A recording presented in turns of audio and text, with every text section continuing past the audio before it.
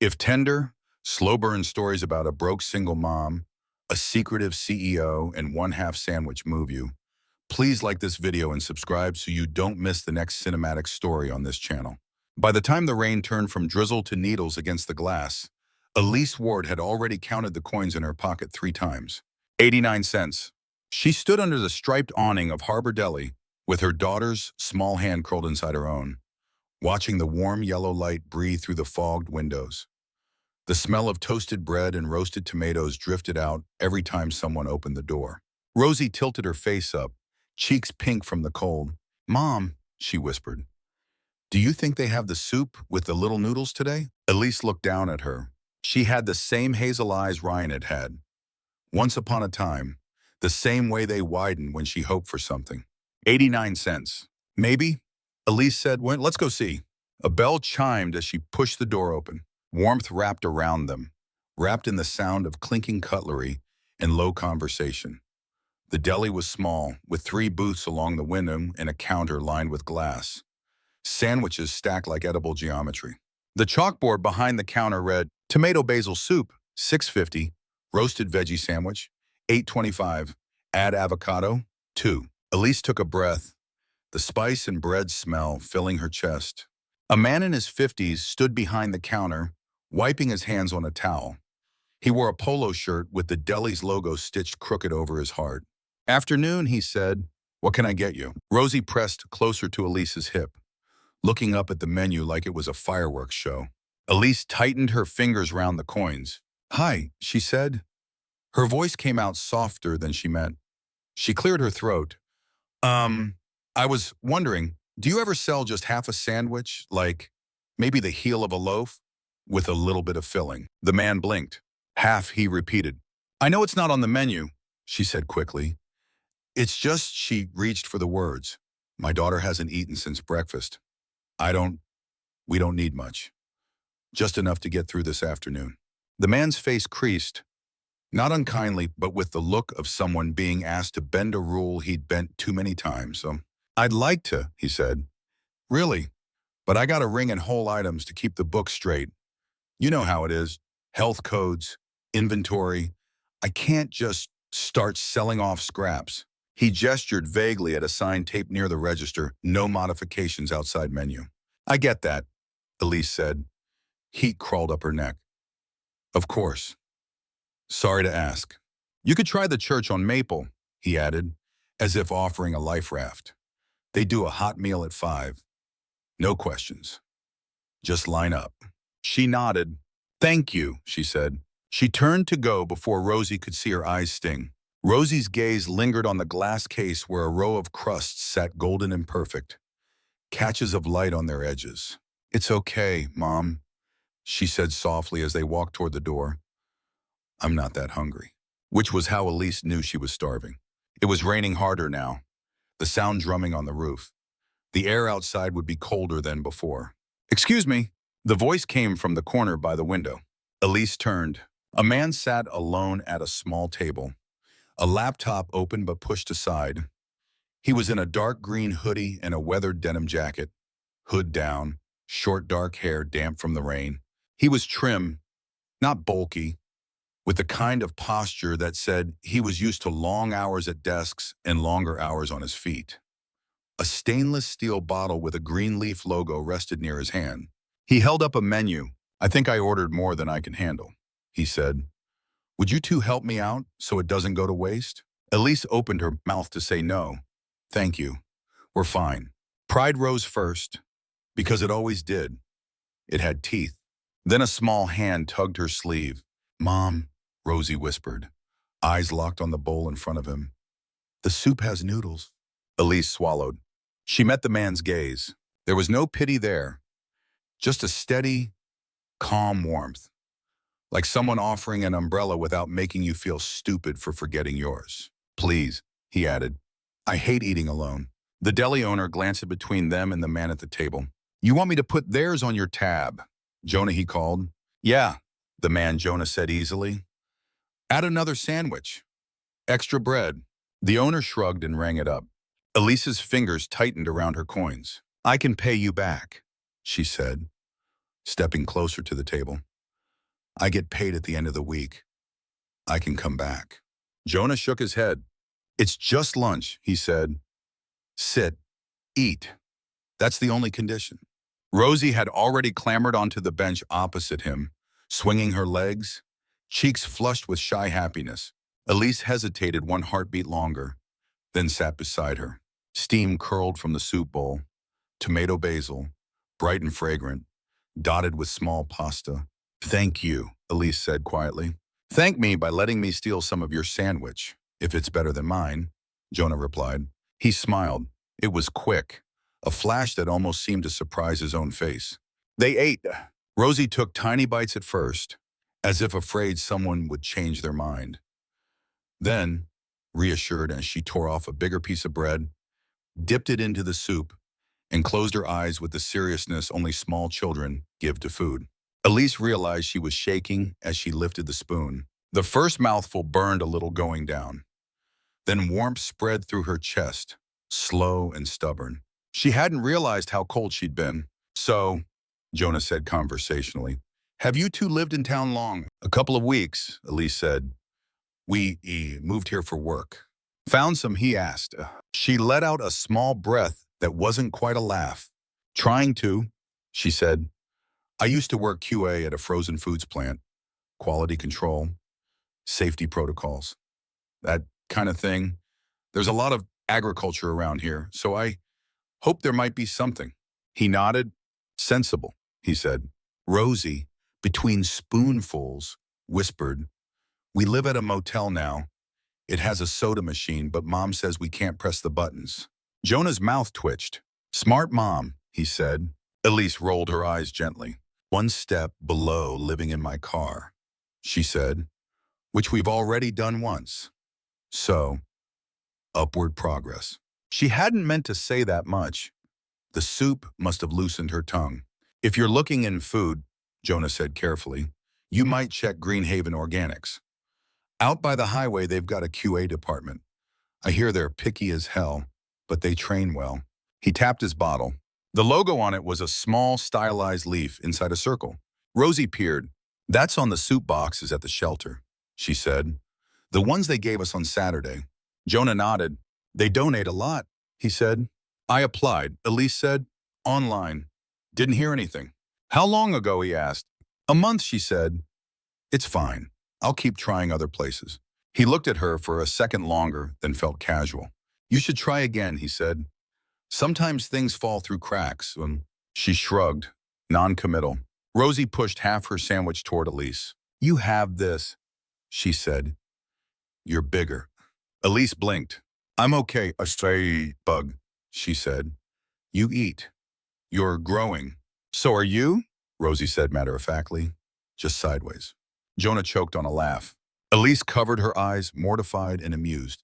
Children are honest, Jonah said when he got his breath back. Brutally so. They're dangerous, Elise said. No filter. They save lives like that, he replied quietly, almost to himself. She glanced at him. He didn't elaborate. When the plates were mostly empty and the soup bowls scraped, Elise reached for her pocket. Seriously, she said, I can give you this. It's not much, but she placed the coins on the table. Jonah shook his head.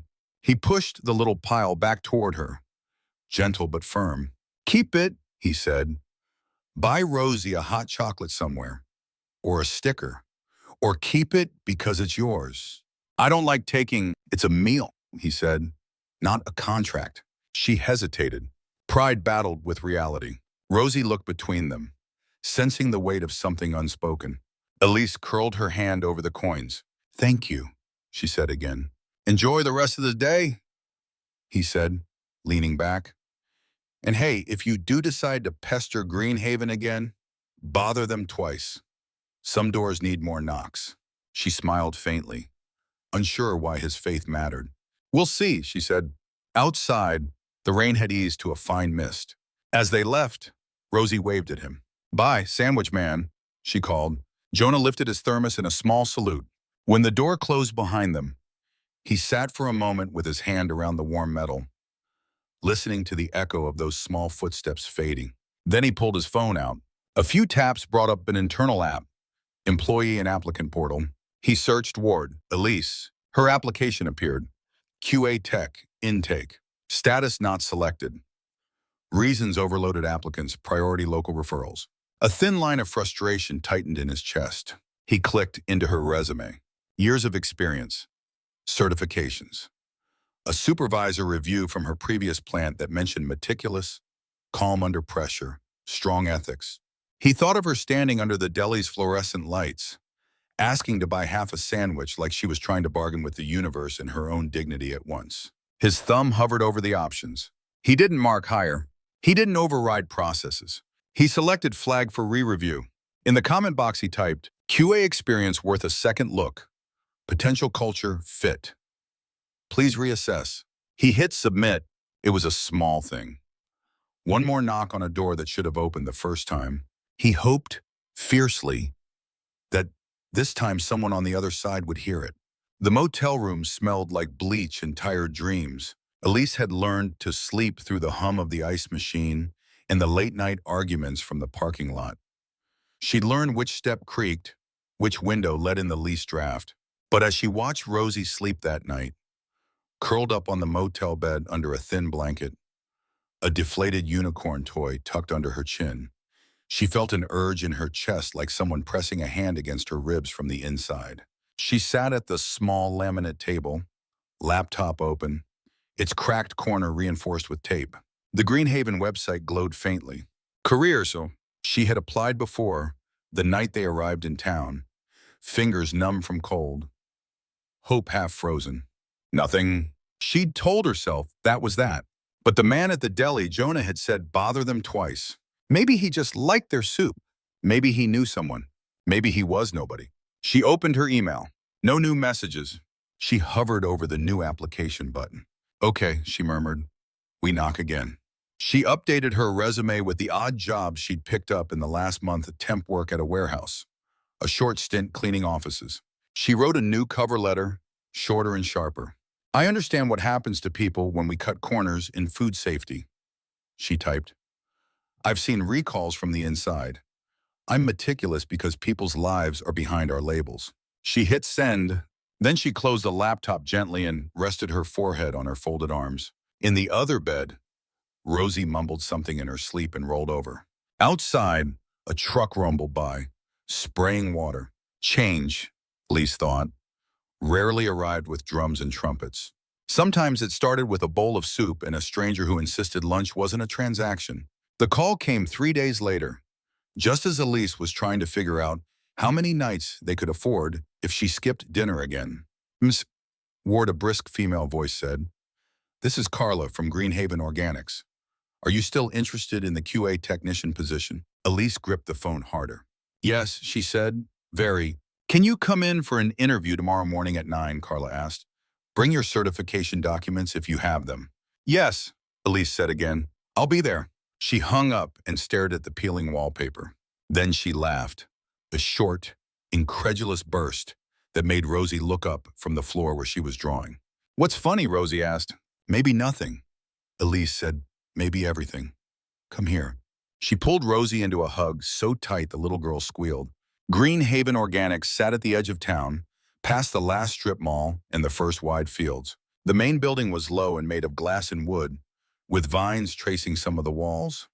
Behind it, greenhouses arched white against the sky, and beyond those, neat rows of crops stretched toward the hills.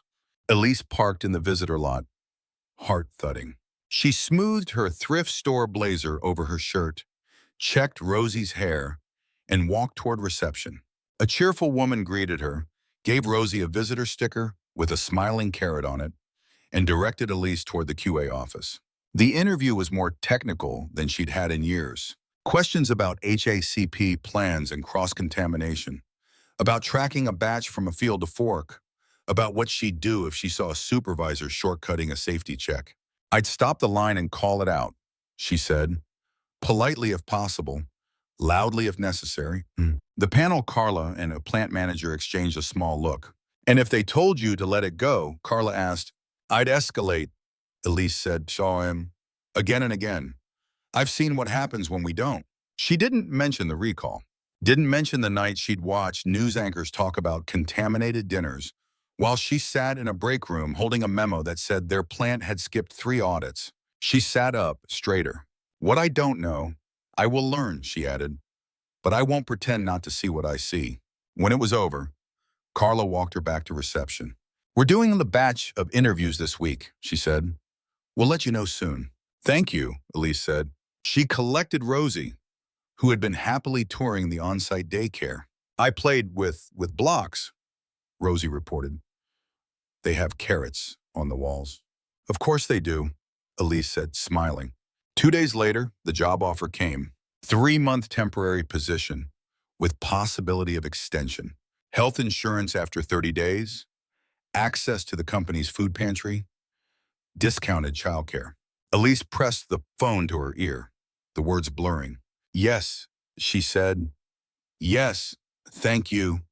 Yes. Rosie watched her, big-eyed. Are we moving again? She asked when Elise hung up. Not far, Elise said. Just to a place that doesn't smell like smoke.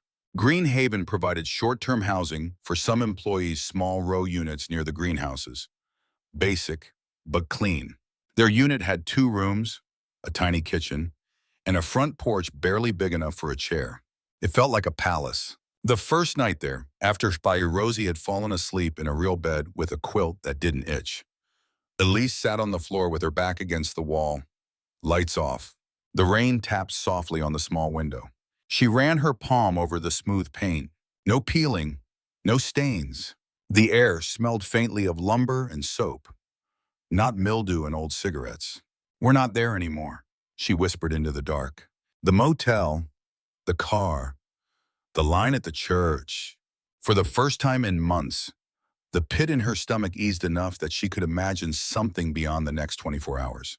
Something like a life. On the other side of the campus, in an office with floor-to-ceiling windows and too many plants, Jonah Mercer stared at an email from his sister. He had sent the transfer for her rent that morning, as he did every month. Thank you, the message said. I'll pay you back someday. Maybe. He read it 3 times. He typed, you don't have to pay me back, then deleted it. He typed, how's work at the center, then stared at the question and didn't send it either. He closed the laptop. The memory of Lila's face the last time he'd said no rose without permission. She'd been thinner than ever, eyes jittery, fingers picking at the sleeves of her sweatshirt. I just need a little more, she'd said. Just this once. You said that last time, he'd replied. I mean it this time, she insisted. He'd thought of investors, of balance sheets, of the fragile trust of the people whose money and faith kept Greenhaven afloat. He'd thought, with a cold clarity he hated himself for, that she had become a risk. I can't, he'd said. Can't or won't, she'd asked. He hadn't answered. When she'd left, slamming the door, he told himself that cutting her off was the only way she'd ever bottom out and climb back up. She had gone to rehab. She had gotten a job at a center. She had, as far as he knew, stayed sober for 2 years. They spoke in short, careful messages now. Numbers, logistics, the weather. Never the night he had chosen a company over his sister's desperation. He rubbed his eyes. On his desk, the stainless steel bottle sat where he'd left it after the deli. He thought of Elise's coins on the table, of the way she'd tried to pay him back with 89 cents like it meant something. It had people who still fought to pay their way, who resisted being turned into projects, caught at something deep in him. He opened his laptop again, needing a distraction, and pulled up the internal dashboard. A notification pinged, HRQA temp hire, Elise Ward, approved. He exhaled. It felt like the universe had nudged a fraction of a degree in the right direction. Greenhaven's world unfolded slowly around Elise. She learned the rhythms of the QA lab, early morning swabs, midday audits, end-of-shift checks. She learned the names of the farmers who trucked in crates, the packaging line workers, the calm, patient woman in daycare who let Rosie help water the class plants. She liked the way the building smelled of earth and citrus. She liked the way her brain woke up when she pored over temperature charts and hazard logs. Her supervisor, a woman named Marcy, was firm but fair. You miss a step, you own it, Marcy said on Elise's second day. We don't hide mistakes here. We fix systems so people stop making the same ones. Elise nodded. That, she thought, she could believe in. She threw herself into the work, into being useful, into proving if only to herself that she deserved to be here. She saw Jonah occasionally, in the cafeteria, picking at a salad between meetings. In the hallway, listening more than he talked to a group of field workers. In the greenhouse. One afternoon, when Rosie's daycare took the kids to see where the carrots in their snack cups grew. It had been raining that morning, a curtain of water against the greenhouse glass. Rosie had slipped on the wet path, her little boots skidding. A hand had grasped her arm before she hit the ground. You okay there? Sprout Jonah asked, steadying her. Rosie blinked up, then lit up. You're the sandwich man, she said. He smiled. I have been known to order too much food, he said. And you are the soup expert. Elise, hurrying to catch up, froze when she saw him. You work here, she blurted. He laughed softly. So do you, he said. Seems we're colleagues now. She flushed. I thought you were. She gestured vaguely toward the fields. A manager or something. He shrugged. Depends who you ask, he said. Officially, I'm CEO. Unofficially, said I'm the guy who still forgets his lunch some days. CEO. The word hung between them. Her mind scrambled to match the image hoodie in a deli, thermos on a table with the idea of a person whose signature had doors attached to it. Thanks, she said, a little stiff, for the help. Both times. He nodded, like it was nothing. Any time, he said. The daycare teacher called for the kids to gather. Rosie waved at him as she trotted away. Bye, Jonah, she sang. See you in the soup. He blinked. In the, what? Elise laughed, cheeks burning. Her words. She said, not mine. He watched them go, something like a question forming behind his eyes. Later that week, Elise stood in the back of the company auditorium, shoulder to shoulder with other QA techs and pack line workers, as the quarterly town hall began. She expected a generic corporate presentation. What she got was Jonah walking on stage in jeans and a button-up shirt with rolled sleeves, speaking into a microphone like he was talking to a room full of neighbors. He talked about soil, health, and supply chain transparency and the company's goal to expand its affordable line without cutting corners. He told a brief story about being a kid in a shelter line, about soup that tasted mostly of salt and water, and about the first time he'd eaten a carrot that snapped in his teeth like a promise. He didn't mention a deli or a woman asking for half a sandwich. He did say, we're not here just to print labels people trust. We're here because the people who buy our food deserve not to have to read between the lines. At the end, he took questions from anyone, not just middle managers. A packer asked about overtime. A driver asked about fuel costs. A daycare worker asked if the kids could plant their own garden plots. Yes, he said to that one without hesitation. Absolutely yes. Elise watched him, a strange mixture of gratitude and discomfort twisting inside. He was the one who'd paid for a meal without making it a spectacle. He was the one who had told her to knock twice. And he was the one whose unnoticed click in an HR system had pulled her resume from the digital dust. She didn't know any of that in detail, but she felt it in the edges. After the meeting, as people spilled into the corridor, she overheard two admin assistants talking near the coffee station. Did you hear about the new QA temp? One murmured. Word is Jonah personally flagged her application. Seriously, the other said. What? Like charity hire? I don't know. The first said, someone said he met her somewhere. Maybe it's for that new community initiative. Makes a good story, right from motel to QA. They laughed, not maliciously, just thoughtlessly. Something in Elise's chest cracked. Charity hire, pet project. The words crawled under her skin. Suddenly, the cottage key in her pocket felt heavier. She slipped away before anyone could see her face. She started avoiding him after that. It wasn't hard at first. The campus was big. Her world had routes QA lab to production floor to daycare and back that didn't intersect much with his. If she saw his shape at the end of a hallway, she ducked into a side room. If his name appeared on a meeting invitation, she volunteered for floor checks instead. She convinced herself it was because she needed to focus. The 3-month clock ticked in the back of her mind. If she messed up, no permanent contract, no cottage, back to the motel, or worse. Rosie settled into daycare like she'd been born into it. She came home with dirt under her fingernails from the kids' little garden bed, with stories about Miss Jenna's bunny face and the boy who eats carrots like a horse. She slept deeply in her new bed. Elise lay awake some nights, staring at the ceiling, wondering what part of their life here belonged to talent and what part to the kindness of a man whose world was made of numbers and acres. Was she here because she was qualified, or because she had looked like someone he remembered? The question gnawed. The answer mattered more than she wanted to admit. One drizzly afternoon, Elise came to pick up Rosie from daycare and found her on a bench outside the greenhouse, feet swinging, chatting animatedly with someone sitting on the step below. Jonah? He held a small pot with a seedling in it. Rosie's hair was half tamed by a headband, cheeks flushed. And then we put the little seeds in, she was saying. And Miss Jenna said they're going to be real carrots one day. Sounds like you've got this farming thing down, Jonah said. He looked up as Elise approached.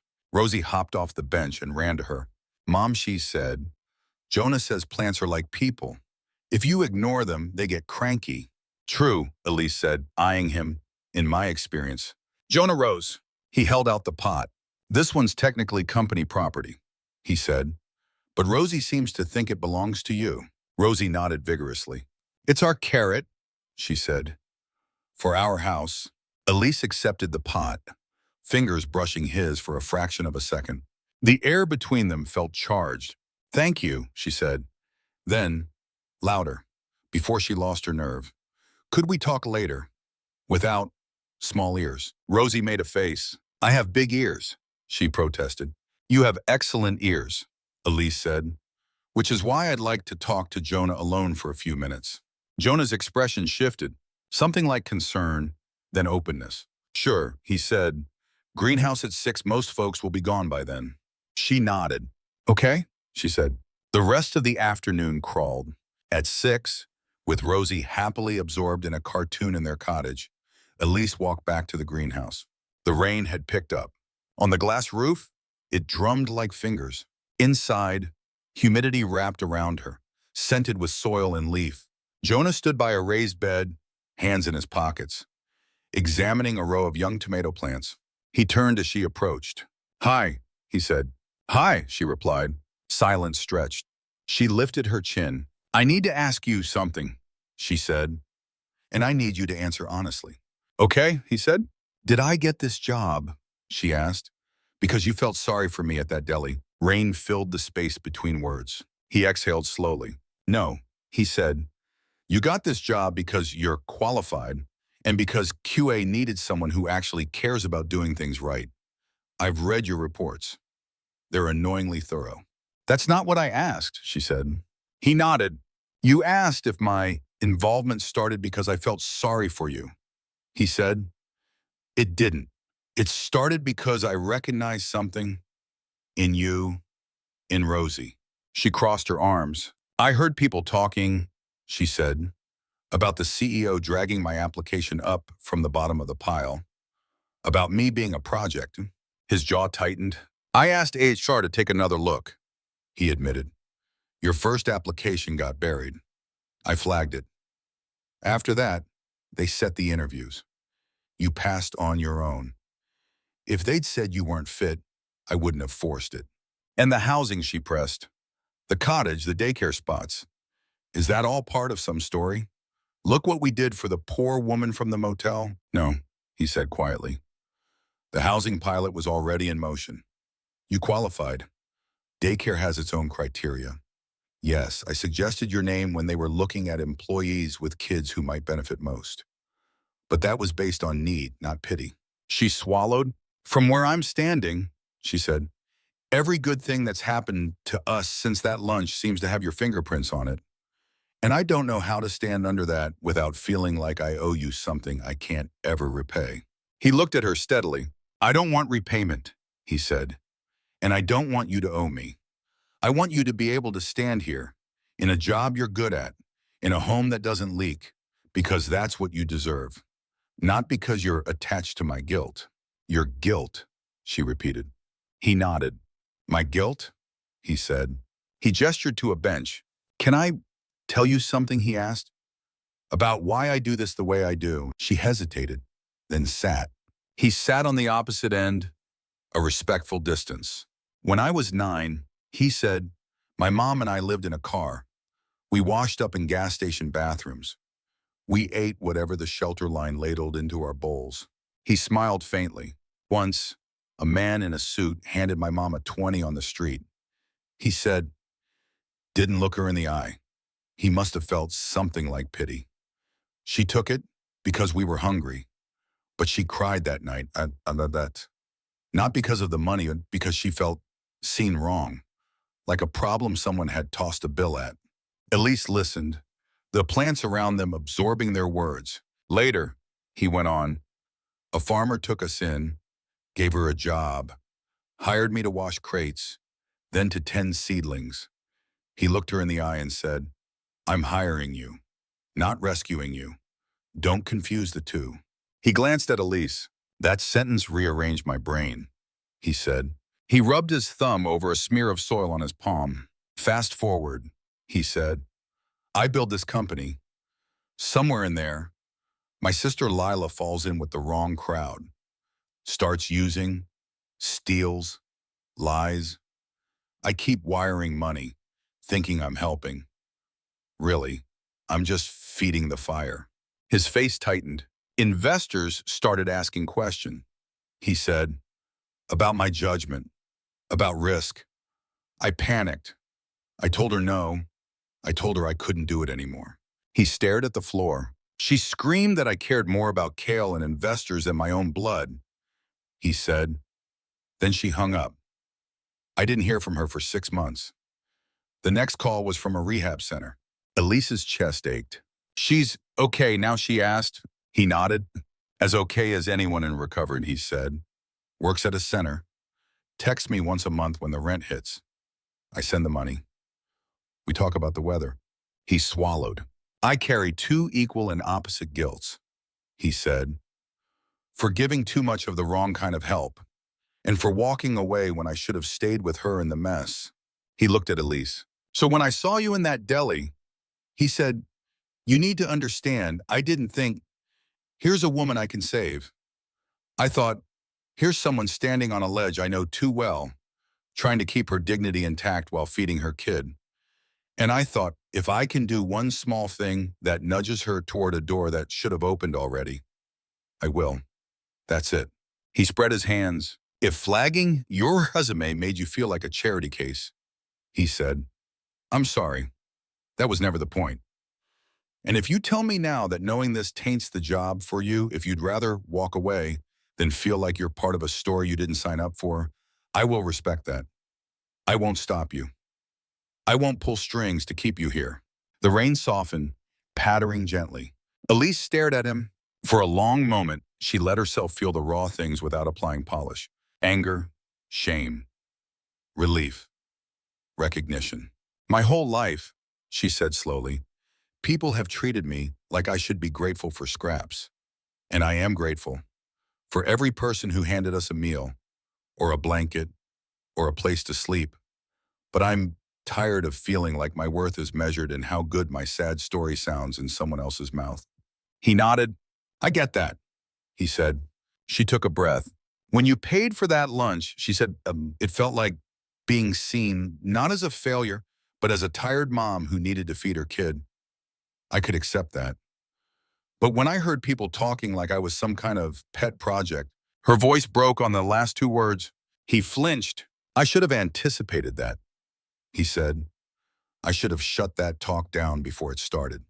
How she challenged. Wear a sign that says, FYI, this person passed the interview on her own merits. If I have to, he said. She scoffed, then laughed weakly. Silence settled again. You said doors should have opened already, she murmured. Why didn't they? He shrugged slightly. Systems, he said. Bias, overworked HR, bad timing, all of it. Sometimes people fall through cracks that aren't their fault. She looked around at the rows of green. You built a place that tries to catch some of those cracks, she said. He shook his head. People built it, he said. I just signed a lot of paperwork. She smiled. small. Rosie wrote you a letter, she said abruptly. His eyebrows rose. She did, he asked. She drew it today. Elise said. I haven't given it to you yet because I wasn't sure, Tiem. I didn't want you to feel pressured or like she was asking too much on my behalf. He tilted his head. What does it say, he asked. You'll see, she said. If I decide to drop it off, should I be terrified, he asked. Probably, she said. He laughed. Something in her unclenched. I don't want to leave, she said quietly. I like my job. I like that my kid has a garden bed. I like that my hands smell like thyme instead of disinfectant. Then stay, he said simply. I don't want to feel like I'm standing here because your conscience dragged me in, she added. He met her gaze. What if we agree, he said, that my conscience nudged a door that should have been unlocked for you anyway, and that you're the one who walked through, and you're the one who keeps this place safer because you are here. She thought about it. Her pride was still sore, but beneath it, something like gratitude pulsed. Not the kind that bent her in half, the kind that made her want to stand taller. Okay, she said finally. We can try that. His shoulders dropped a fraction, tension easing. Good, he said softly. Outside, the rain tapered off. In the quiet, the greenhouse felt less like a place of work and more like a lung, breathing in and out around them. That night, after Rosie was asleep, Elise found the drawing on the kitchen table. Crayon lines on printer paper. 3 stick figures under a curved roof that looked suspiciously like the greenhouse. One tall, one medium, one tiny, all holding hands. Above them, in wobbly letters, our garden. Underneath, words in careful, jagged print. Dear Jonah, thank you for soup and for Mommy's job and for the garden. I wish you could be our home. Love, Rosie. Elise pressed the paper to her chest for a second. Kids, she thought, had a way of leaping 10 steps ahead of the adults in the room. The next morning, she folded the drawing and slipped it into an envelope. She left it on Jonah's desk while he was in a meeting, her heart pounding the whole time. At lunch, he found her by the coffee machine. He held up the envelope. So, he said, I'm somebody's home. Color rose in her face. I'm so sorry, she blurted. She doesn't understand boundaries. She understands something, he said. His voice was gentler than she expected. Probably more than we do, he added. She looked at him. You don't have to respond to it, she said. I told her that families are complicated and that you're my boss, and that we don't just claim people like that. He smiled, faint.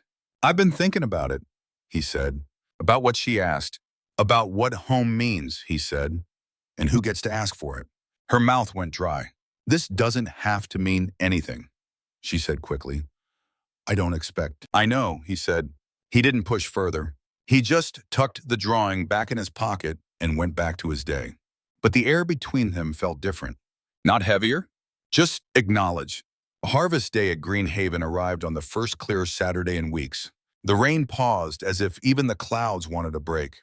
Families milled between tents set up beside the fields. Long tables held platters of roasted vegetables and loaves of bread still warm from the ovens. Children ran between hay bales, faces painted like foxes and butterflies. Rosie wore a paper crown she decorated with stickers of carrots and tomatoes. She clutched Elise's hand with one and a cup of apple cider with the other. Look, Mom, she said, pointing. There's a band. A small group played folk tunes near the main tent, the notes bright against the crisp air. Jonah stood near a makeshift stage, conferring with someone over a clipboard. Elise saw the tension in his shoulders, the way his fingers tapped once against his thigh. Public speaking, she guessed, never quite stopped being a small hell, even if you did it often. When it was time, he stepped up onto the low platform. The crowd gathered, plates in hand. He adjusted the microphone. Thank you all for being here, he said. His voice carried, less amplified than grounded.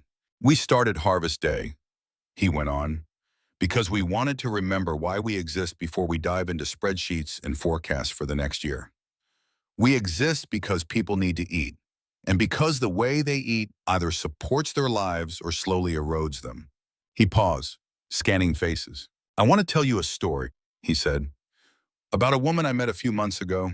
She walked into a deli on a rainy afternoon with her little girl and asked the owner if she could buy half a sandwich. Elise's heart thudded. Her fingers tightened on Rosie's. She wasn't asking for charity. He said she was trying to stretch the last of her change as far as it would go. She was trying to feed her kid and her pride at the same time. He glanced toward the bakery tent, where loaves sat sliced for samples. I grew up in lines where people handed my mother food without ever looking her in the eye, he said. I know the difference between being handed a plate and being treated like a mouth. That woman who didn't know who I was and still doesn't owe me anything reminded me that the people we serve aren't just consumers. They're parents doing math in their heads over every item in their carts. They're kids who pretend they aren't hungry so their moms will take the bigger piece. Rosie looked up at Elise, eyes wide. Is that? She whispered. Elise shook her head slightly. Shh, she murmured, though her own throat burned. That day, Jonah said, I paid for their lunch. It cost me less than a nice cup of coffee in the city, but it did something I hadn't realized I needed. It forced me to look again at the policies, the prices, the ways we talk around the people we say we care about. He smiled crookedly. Since then, he said, that woman has joined our QA team. She works harder than most people I've met. She catches things others miss. Her daughter knows more about carrots than I did at her age. A few chuckles rippled through the crowd. I'm not telling you this to pat myself on the back, he continued. I'm telling you because I want us all, especially those of us who make decisions here, to remember that every spreadsheet has faces behind it. That sometimes what looks like half a sandwich is actually someone's last stand between despair and hope. He lifted a slice of bread from a nearby platter. We don't sell half sandwiches here, he said. We sell whole food, grown as clean as we can make it. But I want Green Haven to be the kind of place that hires people who've had to ask for half and gives them the tools to never have to ask that way again. He raised the bread slightly. To the ones who knock twice, he said, may we hear them the first time. He stepped back. Applause rose, warm and sustained. Around Elise, people turned, scanning, connecting dots. Marcy, her supervisor, caught her eye. Her gaze was soft. She lifted her cup in a tiny toast. Elise's face flushed hot and cold all at once. Rosie tugged her sleeve. Mom, she whispered. He's talking about you. Maybe, Elise said, voice rough. Definitely, Rosie said, because I only know one person who asked for half a sandwich. Elise laughed, a wet, shaky sound. After the speeches, people drifted back to the food. Kids lined up for pumpkin painting. Elise took Rosie to the small garden where the daycare's plots lived. Their carrot plant had sprouted 2 feathery tops. Rosie crouched beside it, gently patting the soil. Grow big, she whispered to it. We're waiting. Hey, Elise turned. Jonah stood at the edge of the plot, hands in his pockets, Harvest Day badge askew on his shirt. Hey, she said. You doing okay, he asked. She wiped at the corners of her eyes with the back of her hand. Not crying, she said. Just allergic to public emotional accuracy. He smiled. Sorry for not asking before I told that story. He said, I changed some details. Left your name out. But if it felt like I put you on display, I'll tone it down next time. She shook her head. It didn't, she said. It felt like you turned one of the worst days of my life into something that meant more than just shame. He exhaled. Good, he said. He reached into his pocket. I have something, he said. And before you roll your eyes, it's just paper. She raised a brow. I'm listening, she said. He handed her a folded note. Her fingers tingled. She unfolded it. His handwriting was neat, slightly slanted. I don't want to be just the man who bought you soup or signed your contract. If you'll let me, I'd like to help you build a home slowly. Honestly, the way we grow things here. No savior, no debt, just us. Jonah. The words blurred. She blinked until they steadied. You sure you want to entangle yourself with a woman who keeps asking hard questions? She asked, voice unsteady. He shrugged. Someone has to keep me from turning people into projects. He said, might as well be you. And your sister, she asked softly, where does she fit in all of this? I called her, he said, after we talked in the greenhouse, really talked, not just about rent. I told her I was sorry for treating her like a risk model. We're getting to see each other at Thanksgiving. It'll be awkward. And good, I hope. Elise smiled through the ache in her chest. Sounds like you're building homes in more than one place, she said. Trying, he said. She looked over at Rosie, who was now explaining something very seriously to a worm she'd found.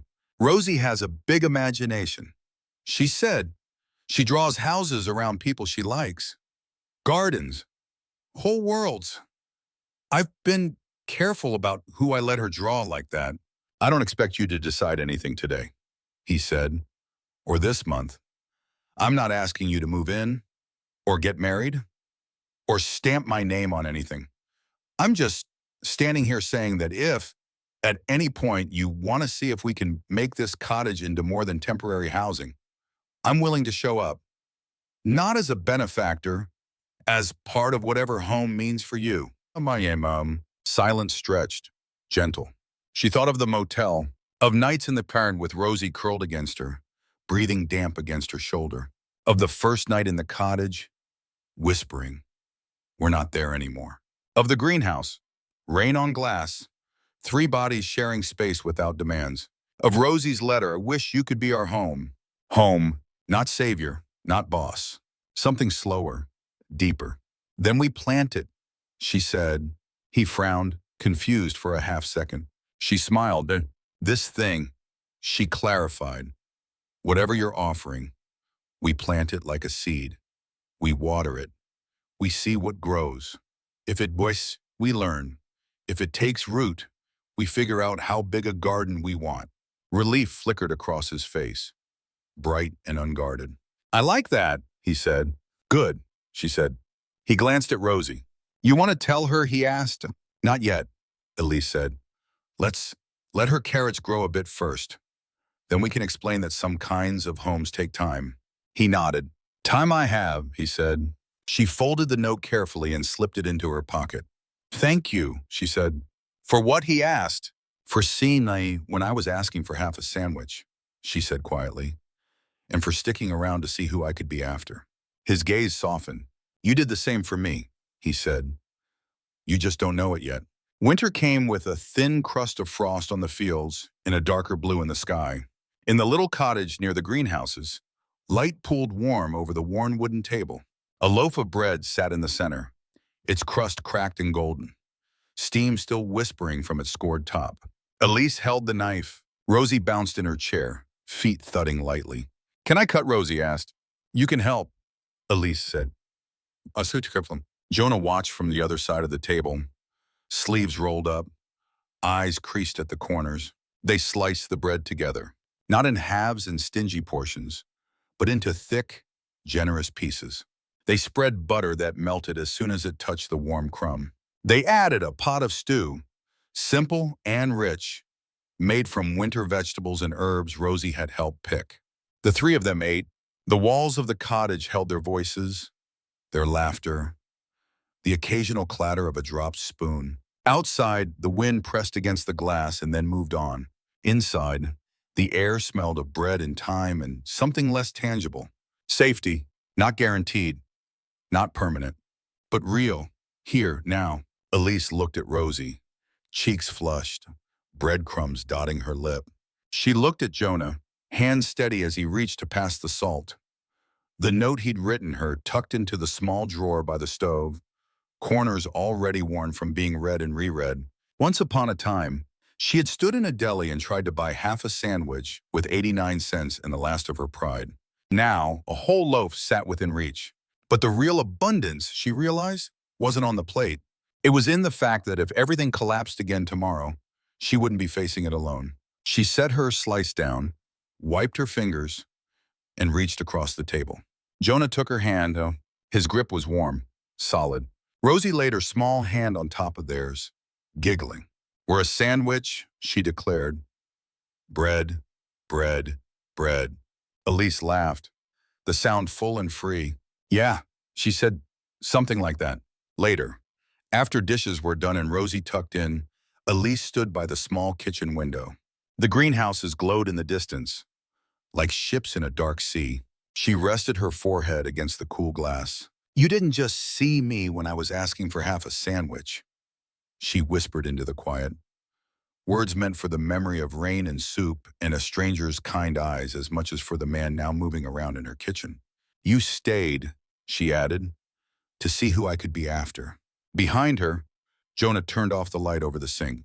"Come sit," he called softly. "It's warmer by the fire." She turned. She went. Outside, the wind kept moving. Inside, 3 lives, once broken in different ways, began the slow, patient work of knitting themselves into something like home.